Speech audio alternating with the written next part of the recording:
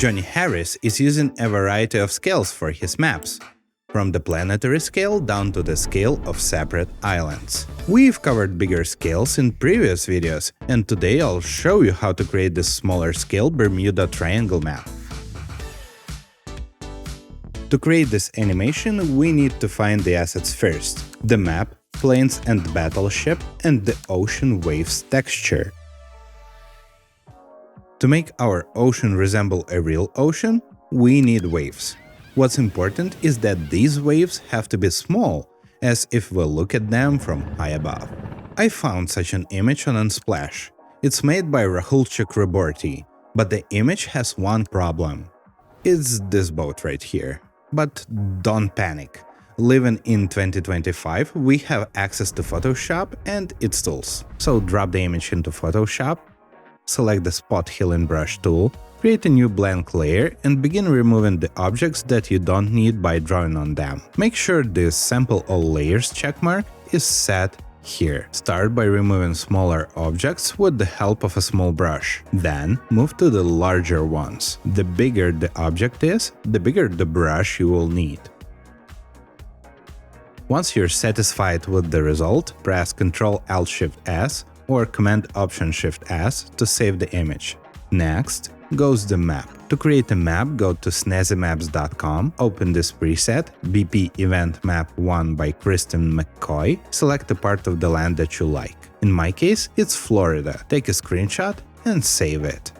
As for the plane and battleship images, we'll just use Google. Go to Google and type in World War II planes top-down view, and it will give you a whole bunch of planes to choose from. The same is true for battleships, but the thing with them is that they look weird in a top-down view. So we'll just go with the World War II battleship prompt. If you want to get illustrations instead of photos, you can add illustrations to your prompt. The same is true for the planes. For this tutorial, I've decided to go specifically with the DC-3 plane. So I typed Douglas DC-3 top-down view into the prompt window and selected this image. I've opened it and copied and pasted into Photoshop. In Photoshop, switch to the lasso tool to manually select the shape of the plane. I did it because we have way too many details for any automated tool, such as Magic Wand, to work with. After the selection is ready, right-click on the selection, select Inverse. This will invert the selection, and now we've selected everything outside the plane. Press Delete to remove everything outside the selection. Switch off the background and select the Magic Wand tool. It's W on your keyboard. Select all the remaining parts of the background and delete them. Then hit C to switch to the crop tool and crop the image. Remove all the remains and then press Ctrl-Alt-Shift-S or Command-Option-Shift-S to save the image. Save it as a PNG 24. Once we have all the components, let's go into After Effects. First, we'll create a composition. It's 4K, 24 FPS and it's 10 seconds long. Let's name it GH Map.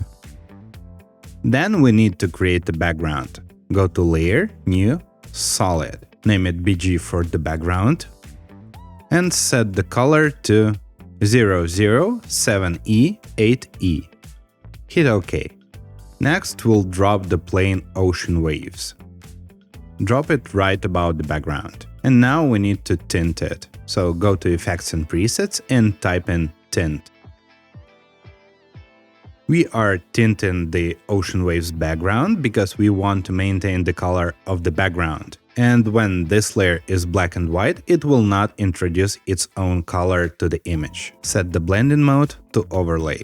Then we'll drop the map. In my case, it's Florida. In this map, we need to remove the water and leave the land. To do so, go to Effects and Presets panel and type in Linear Color Key. Drop it over Florida. Set the key color to black. It looks weird right now, I know. Go to Match Intolerance and set it to 14.5. It looks better, but it still looks off. We need to make the land somewhat white color. So go to Effects and Presets and type in Tint. Drop it over Florida, set the map black to white, and set white to 051F to C. This is how the land looks right now. Let's move it somewhere here and scale it up. Select the Florida, hit S and scale it up. Once the map is ready, let's add the Bermuda Triangle. Make sure no layers are selected. Select the pen tool, set fill to none, and set stroke to white. Set stroke to, let's say, 10 pixels. Will do for now. And now we'll set the 3 points. The first one will be in Miami. The second one is about the map, somewhere here. It's gonna be Bermuda Islands. And this one goes to Puerto Rico, approximately. And then we'll lock it back in Miami. Now we have the triangle that goes off the screen. We'll make it more triangle-like. Let it look like this, just for now. We'll make it better once we have all the ships and planes and titles in place. Let's rename this layer to Triangle. We have a triangle, but it doesn't have dashes. So to add dashes, unfold the triangle, go to Contents, Shape 1, Stroke 1, Dashes. Hit plus, and it immediately adds dashes. But we want bigger ones. So increase the dashes, but let's make it a bit bigger, like this. And I'd like for this dash here to fold 90 degrees right in half, or approximately in half, like this one, like the letter L. Okay, we have the triangle, now we need to animate it. To animate the triangle, go to Add, Trim Pass. Unfold the Trim Pass and set a keyframe for the end. Move it back to, let's say, the 8th second. It will do for now, later on we'll fix it. And now set the end to 0. And here's how the triangle animation looks like. With this map, we are trying to replicate the feeling as if this map was printed on paper. So this means no sharp edges. The map looks not too bad, it's blurry, it's fine. But the triangle line, the dashes in this line, they look way too sharp, so we need to blur them up a bit. To do so, go to Effects and Presets and type in Fastbox Blur. Then drag it over the triangle, and let's increase the blur radius. Let's set it to 2, no, it's too much, to 1. Yeah, 1 looks fine. And we also want to make this line shine. To make it shine, we need to add glow. Go to Effects and Presets and type in Glow. Drop it over the triangle layer. The first glow will be with a small radius, but pretty high intensity. It will add the glow right here. It doesn't spread too much, but it's visible. Now we'll duplicate this glow and set the glow radius to 20. Now it's way brighter and the glow spread is bigger. Then duplicate it once again. But this time we'll decrease the glow intensity because it's way too intense. Set it to 0.3 or just 0.3 and increase the glow radius. Let's set the glow radius to 83 and glow intensity of 0.3 is not as intense as I wanted to, so let's make it 0.7.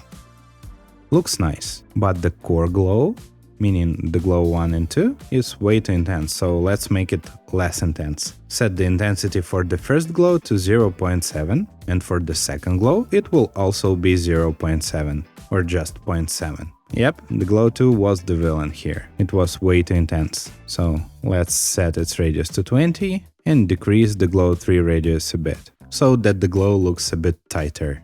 And now let's set the blending mode to screen, so it will be see-through and a little bit more bright. And set the opacity to 90%. To open the opacity, select the layer and hit T on the keyboard. And this is how the animation looks right now. And the sponsor of this video is you, my viewers. Seriously, thank you so much for watching, liking and leaving comments. It honestly means the world to me. Every time I see your feedback, I know my work is reaching someone and making a difference. And if you ever thought about supporting this channel even more, I'd love to invite you to my Patreon. There, you'll get access to all the project files and motion graphics from my videos, plus exclusive templates that can save you hours on your own projects. What's more, we can even have one-on-one session, where I will tell you everything that I've learned throughout the 17 years of my motion design career. Your support is what keeps this channel going and lets me create even more tutorials for you. So if you enjoy what I do, consider joining. You'll be helping me keep making videos that you love. Thank you for making this channel possible.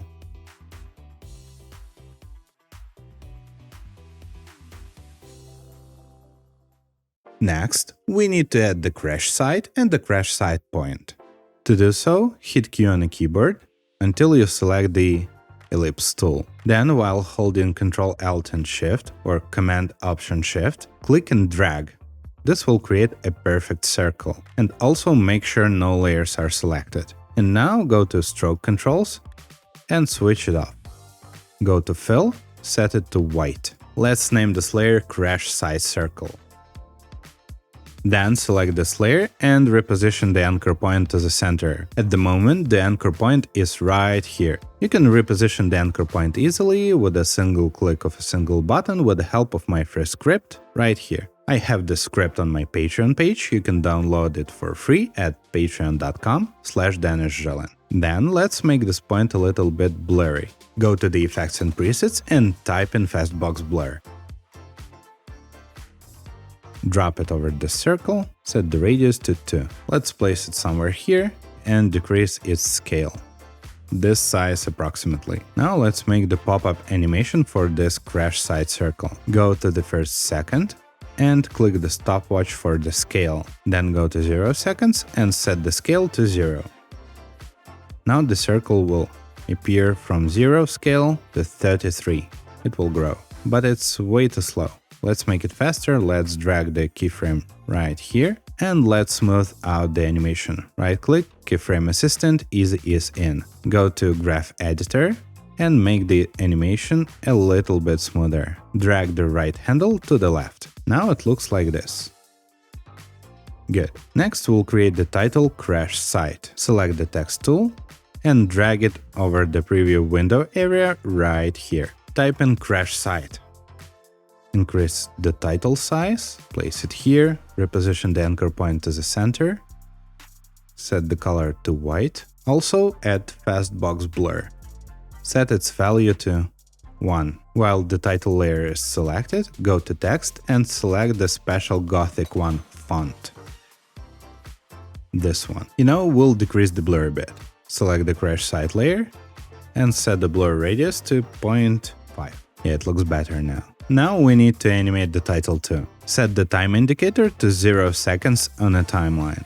Select the Crash Site layer and go to the effects and presets. Type in Slow Fade On. Drop it over the title. Now the title appears like this, from left to right, but it's doing it way too slow. We need to make it faster so it ends at approximately 1 second time mark.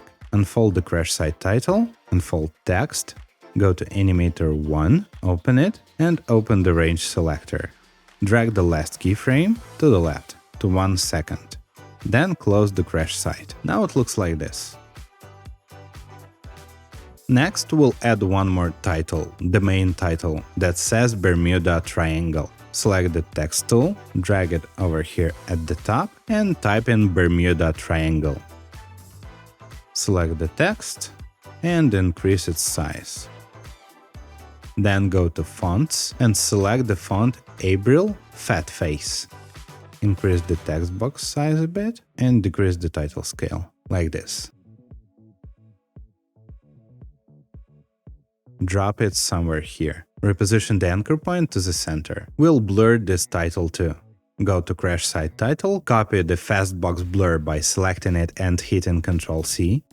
Then go back to Bermuda Triangle and hit Ctrl-V. Now this title also has the blurred edges. The titles and the triangle stand out way too much comparing to the land. Okay, to equalize the colors, let's make the colors of the triangle, titles and the circle not as bright. Let's begin with the title Bermuda Triangle. Select this title, go to Fill, and set its color to a little bit less white, like this one. Then, select this color right here in the window, hit Ctrl-C to copy this hex value, hit OK to close the Bermuda Triangle controls. Go to Crash Site, go to Fill, hit Ctrl-V. It will paste the value. Then go to Crash Site Circle and go to the Fill controls. Hit Ctrl-V, it will paste the value. Then go to Triangle, go to Stroke, Ctrl V, hit OK. And now the colors are similar for the land and for the titles. Also, let's make the triangle line a little bit less thick. Select the triangle, go to stroke controls, set it to 5. Even, let's make it more thin, set it to 3. Looks good. Now we'll create the 3 lines that approach the crash site. These lines will be the trajectories for our future transport, 2 planes and 1 battleship. Let's begin with the first line.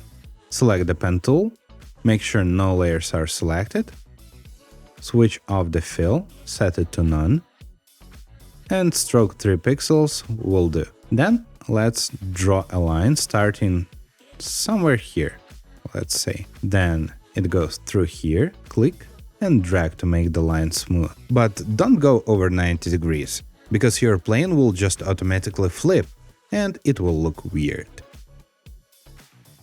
And then let's make it like this, somewhere here, approaching the crash site but not going directly into it. This is the first line.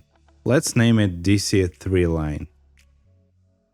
Unfold it, go to Contents, Shape, Stroke, and let's add dashes by hitting plus. Let's make the dashes longer, set it to 25. It looks good. Then goes the next line. Select the pen tool, make sure no layers are selected, click right here, then click and drag, and click and drag. Make sure that the lines are smooth. Let's change the color of this line for now, so we can see it easily.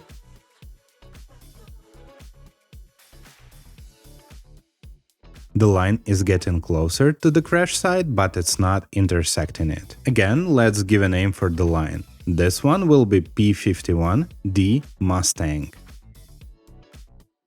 This is again the model of the plane. Unfold it, Contents, Shape 1, Stroke 1, Dashes, hit plus, set dashes to 25.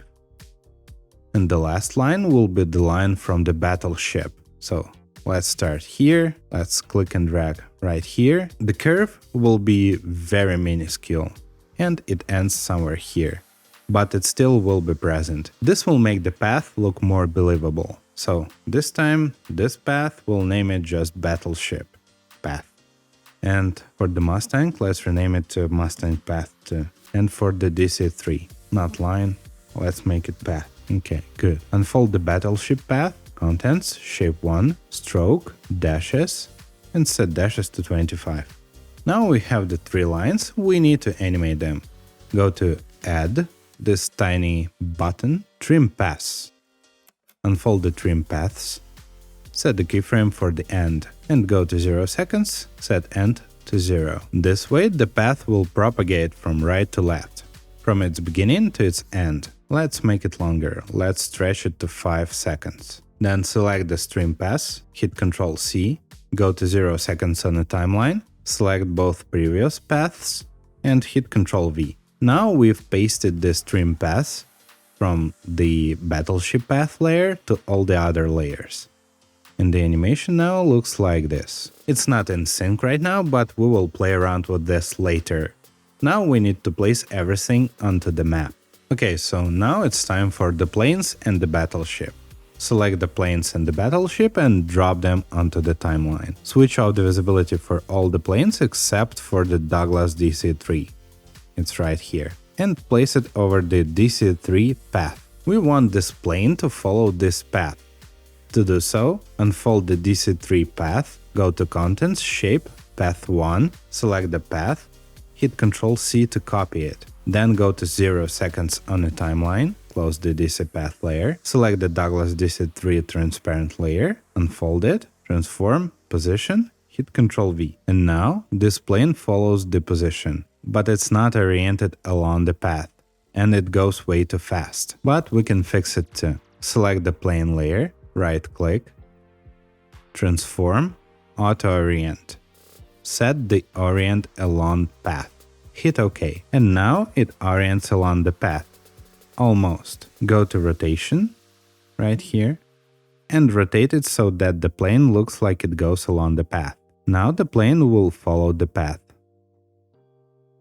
Also, as you can see, the plane is faster than this line. So select all these keyframes that we've copied from the DC3 path, hold Alt on your keyboard or Option on Mac and drag the keyframes. This will stretch the keyframes proportionally. And now the line goes faster than the plane. We can go back to DC3 path, hit U to open the keyframes, and drag the end keyframe to the end. So now they will go in sync. Now we'll repeat these steps for all the other transport. For this plane too, unfold the path, path 1, hit Ctrl C, make sure you're on the 0 seconds time mark, select the plane layer, unfold it, go to transform, position, hit Ctrl V, it flies weirdly, so rotate it, scale it down a bit, select the keyframes, hold Alt, and stretch them till the end. Also select the Mustang path, hit U to open the keyframes view, and drag the last keyframe to the end. Right-click on the Mustang plane image, transform, auto-orient. Orient along path, so that the plane will fly along the path and will turn along this path. We can even rotate it a little bit. To make the rotation slower, you can hold Ctrl while you're changing the rotation. This will change the rotation more gradually. And if you want to make it faster, hold Shift and it will change it way faster. And lastly, the Battleship. Switch the visibility on, place it here, go to Battleship path, unfold it, path 1, hit Ctrl C, go to 0 seconds on the timeline, go to Battleship, open transform, select the position, hit Ctrl V. While holding Alt, extend the keyframes. Then right-click on the Battleship, transform, auto-orient. Orient along the path. It's flipped, so let's rotate it like this. Select the Battleship path, hit U, and drag the end keyframe to the end. So here's how the animation looks right now. It's way too clunky, I know. We'll fix it. For now, it looks just great. Now it's time for the textures. I found this texture on a Texture Lab website under the name Paper375XL.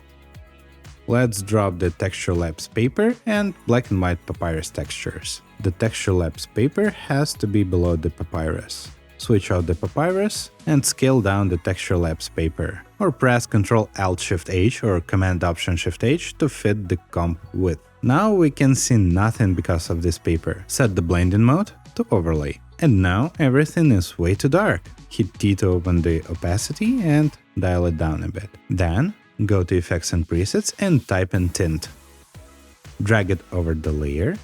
Then go to Map Black Controls and set the color to 4F737F. Hit OK. Now we can set the opacity to 100%. It looks more saturated. Then select the black and white papyrus layer.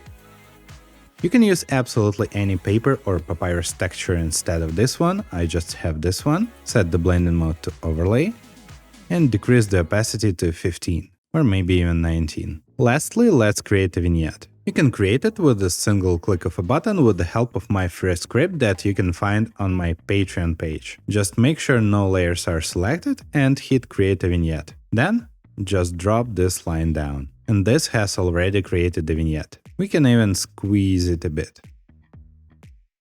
So we'll make the center bright and the outside dark. And let's increase its feather. Select the vignette, hit F to open the feather controls, and set the feather to 420. Oh, and I forgot. We have to blur out the path for the vehicles too, because it's way too sharp. So select the path layer. This time it will be the DC3. Go to Effects and Presets and type in Fastbox Blur. Drop it over the DC3 path, set it to 0.5. And it looks good. We can even increase the size of the stroke to 4. Yep, looks great. Then copy this effect from DC path, Ctrl C, select the Mustang path and the Battleship path, and hit Ctrl V. It will paste the effect to all these layers. And also, while these layers are selected, set the stroke to 4. Now all the effects have a little bit of blur. But the planes are not blurred, as well as the Battleship, they are very crisp. Select the plane and hit Ctrl V. It also adds the blur to the plane. Then select the other plane and the Battleship. Hit Ctrl V too. Now everything is blurred and smooth, and it looks great. Lastly, let's add a camera. Go to Layer, New, Camera, hit OK. It asks for the layers to be in 3D, hit OK, we'll make it later. Then go to Layer, New, Null Object, name it Cam Controls, switch off the visibility, and parent the camera to the Cam Controls layer. Make it 3D, or you can delete it and create everything with the help of a single click of a button with the help of my free script. Create a camera rig. And it has created everything for you. Just switch out the visibility of camera controls layer. Now let's make our layers 3D. Select all the layers except for the textures and vignette and click right here to make them 3D. As you can see, it had immediately flipped the planes and the battleship. So we need to put them back in their original position. First go to Douglas DC-3, unfold it, and go to Y rotation. Set it to 90, and then rotate it in the Z-axis.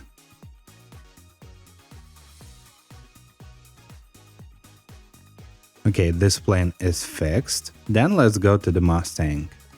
Unfold it, Y rotation 90, and Z rotation, I think -82 will do. Yep, looks just fine. Then select the Battleship, hit R to open rotation controls, Y rotation 90, and Z rotation 1. Now all of them are in place. Next, we'll create a crash site wave. This is the wave that appears when all the planes and battleship approach the crash site. So it's like a rescue signal. To make it, make sure no layers are selected, select the ellipse tool, and set the stroke to 4. Will do. Hold Ctrl-Alt-Shift or Command-Option-Shift and drag a circle. It will create a perfect circle for you. Set the anchor point to the center and rename the layer to Crash Site Circle.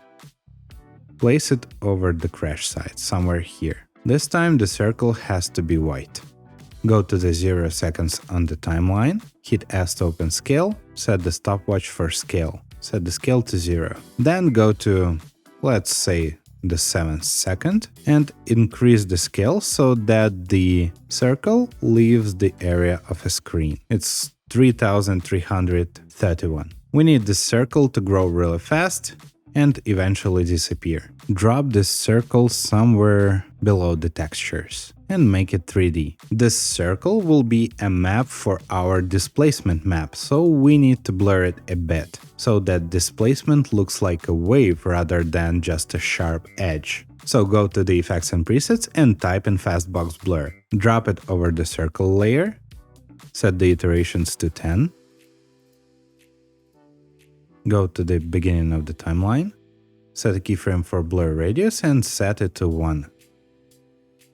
And here, let's set the blur radius to 33. So as the crash site circle grows, it becomes more blurry, because its size is increasing. It looks good. Now let's create the displacement. To create the displacement, select the crash site circle layer, go to Layer, New, Adjustment layer, and let's rename it to Crash Site Circle Displacement. Drop this layer below the crash site circle. And now let's add the displacement. Go to Effects and Presets and type in Displacement Map. Drop this effect over the crash site circle displacement, set the horizontal displacement to 10, and set the vertical displacement to 10 also. Use for horizontal displacement set to luminance, and use for vertical displacement also to luminance. It looks weird now, very weird. But let's select the source. It's gonna be crash site circle, and we'll use effects and masks so that the displacement appears only right here. As you can see, it distorts the ship right here, and it will distort the plane right here.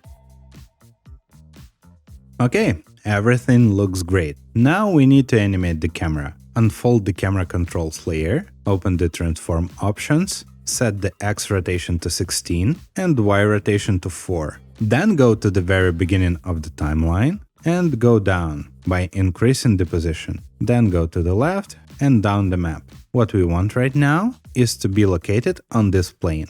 The animation will begin with the plane. And as you can see, the textures are off right now, and it's okay. We'll fix them. Don't worry. We'll begin with the plane. Click on the stopwatch to set the keyframe for the position, then go to the very end, go to the center of the map and zoom out.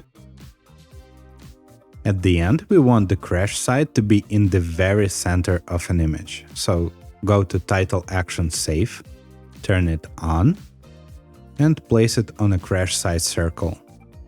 So now the rough animation looks like this. And I think we should make the textures 3D too. So select the papyrus and texture lab paper and make them 3D. You can drag them down a bit, because in the end they're not covering all the top like this. And the texture lab paper, it goes somewhere here. Also hit S to open scale and scale it up. The same is with the black and white papyrus texture. Scale it up. Also, we can see that the ocean is not scaled up properly too. So select this layer, hit S and scale it up too. Also drag it to the right. We need the textures to extend to this place also. So scale it up, drag it somewhere here and here. Scale it up and scale it up. We can also drag them a little bit to the left and to the bottom. Again, to the left and to the bottom. And with the ocean, to the left and to the bottom. So now we have all the textures here and also in the final image. And what about the land? Select the Florida, hit S to open the scale and scale it up. And once our camera is tilted, we have to use only these arrows to relocate the image, because when you try to relocate it with your mouse, it will go in weird places. So relocate it with the arrows only. So this edge has to point to Miami. Let's fix the other ones. We don't know the exact location where it should go, but it should be somewhere there in Bahamas. And this one should be here. The title Bermuda Triangle should go here and be bigger. So select the Bermuda Triangle, hit S to open scale and scale it up. Bermuda Triangle. Nice. Okay, the battleship is a bit too far, so go to the end of the timeline, select the battleship, hit P to open the position, and drag it back a bit. And let's lift it up just a tiny bit. Now we have all the elements in place, but they are just out of sync. For example, the triangle has to appear when the plane flies by Miami, and this circle has to appear only right now, when the planes and the battleship approach the crash site. And also we need to lift the planes above the textures a bit. And the battleship path is way too fast comparing to the battleship. You can see it right here. So let's fix it. First we'll fix the battleship line. Go to battleship path, hit U, and set the keyframe right here. This is the spot after which we have the battleship slow down way faster than the line goes. So set a keyframe for the end. Until this point they go in sync. And now go to the end of the battleship path and set the end to lower value, for example 80. Okay, now the battleship is fixed. Awesome. Then goes the triangle. Let's make the triangle appear here when the plane flies by in this spot. So select the triangle and drag the layer. Looks nicer. Then goes the crash site circle, this line. Select this layer, hit U to see the keyframes, and we can see that the keyframe ends here. This is the final point. First, we need to increase the scale. So scale it up so that it leaves the frame. Second, let's trim this layer by hitting Alt and right square bracket. Then let's drag the layer right here so that it appears only when planes and the battleship approach the crash site. And let's make this crash site circle animation more impactful by going to scale, selecting it, right click, keyframe assistant, easy ease out, then go to speed graph and drag the handle to the left. This will make the crash site circle appear faster, so it will look like a wave that has a lot of energy from the get-go, but later on the energy will dissipate and the wave will become weaker. Also, the wave is way too slow, so switch off the graph editor, temporarily drag it here, select all the keyframes and drag them closer so that the circle goes faster. And let's trim the layer to this size. Let it be like that. Also, we want the crash site signal to become weaker with time. So go to opacity, set scale to 100, approximately somewhere here, and in the end set the opacity to, let's say 40. or even more weak. 20. And now let's lift the planes a little bit above the plane of the background. So select the Douglas DC-3, hit P to open the position, go to the first keyframe, select all the keyframes. It's very important that you have to be right on the keyframe, and lift it up a bit to -50. Then select the Mustang, hit U to open the keyframes, select all the keyframes, and lift it up to -52. Then go to Battleship, hit P, select all the keyframes, lift it up. And this is how the animation looks right now. Thank you for watching. Like, subscribe, and let me know in the comments what you'd like to learn next. Bye.